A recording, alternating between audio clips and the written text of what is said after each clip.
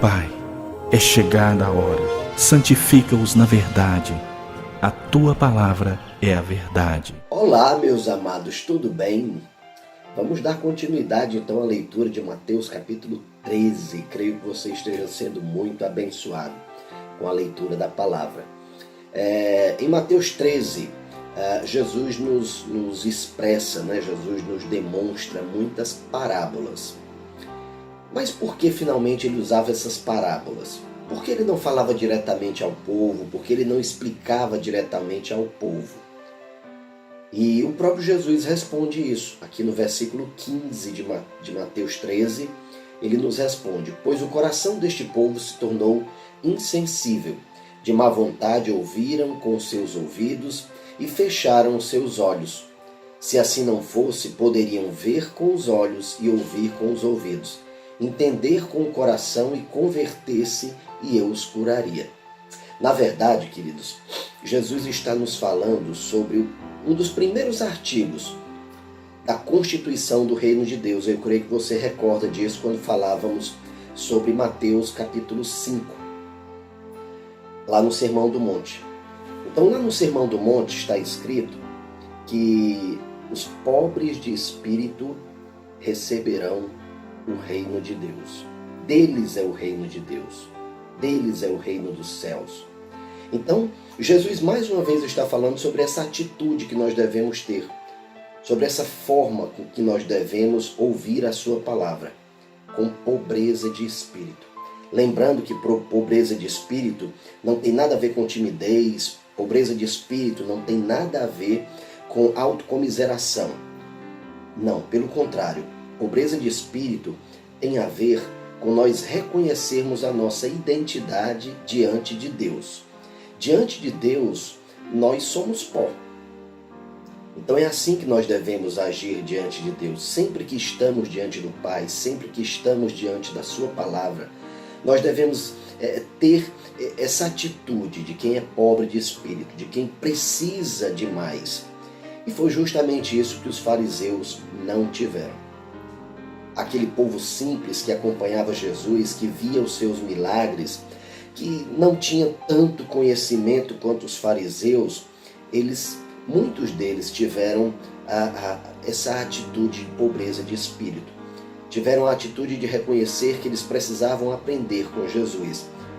E porque eles tiveram esse coração disposto a aprender, porque eles reconheceram que não tinham nada, mais foi acrescentado a eles.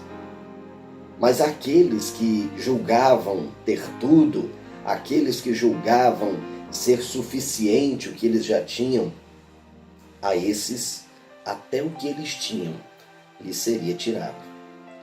Então é importante nós percebermos isso na palavra. Aqueles que se reconhecem como pobres de espírito, aqueles que reconhecem a grandeza de Jesus, certamente receberão mais dele. Mas aqueles que já estão cheios de conhecimento, que não precisam saber demais sobre Jesus, certamente lhe será tirado o entendimento. E não pelo próprio Jesus, mas pela sua atitude. A sua atitude leva a isso. Não é mesmo? Então é importante nós vigiarmos para que nós também não sejamos pessoas desse tipo, que não querem conhecer mais de Deus. Nós precisamos sempre conhecer mais de Deus. Ao final do capítulo 13, nós também nos deparamos com uma atitude semelhante, só que agora entre as pessoas que conviveram com Jesus enquanto criança e adolescente, que eram as pessoas que viviam em Nazaré. Jesus voltou a Nazaré e quando ele chega em Nazaré, ele percebeu algo que não deveria ter ocorrido. Aqueles homens olharam para todo aquele poder, para toda aquela sabedoria, e eles se perguntaram uns aos outros: peraí, mas não é esse o filho do carpinteiro? Não é ele o filho de Maria? Não estão entre nós, por acaso, os irmãos dele? E até dão os nomes dos irmãos de Jesus: Tiago, José, Simão e Judas. E falam também sobre as irmãs de Jesus. né? Isso é um tema muito importante que leva muitas pessoas a ter algumas dúvidas, né? Mas eu quero focar especialmente na atitude daquele povo, né? Eles conviveram com Jesus, eles conheceram Jesus na sua intimidade, mas não creram nele. Não creram nele como Messias, não creram nele como um Salvador, não creram nele como aquele que certamente mudaria as suas vidas. E por conta da incredulidade deles, os milagres e as bênçãos que poderiam ter acontecido entre eles não aconteceram. Porque muitas vezes a condição para que nós possamos receber as bênçãos do Senhor, para que nós possamos ver milagres nas nossas vidas, é ter essa atitude de pobreza de espírito, ter a atitude de quem precisa receber dele, de quem reconhece a grandeza de Deus. E aqueles homens não o reconheceram. E não o reconheceram porque disseram: olha, os irmãos estão aí conosco, Tiago, Simão, Judas, José estão aqui conosco, as irmãs estão aqui conosco, Maria, nós conhecemos a mãe dele, nós conhecemos o pai dele. Né? Então é importante nós percebermos que nós não devemos ter essa atitude.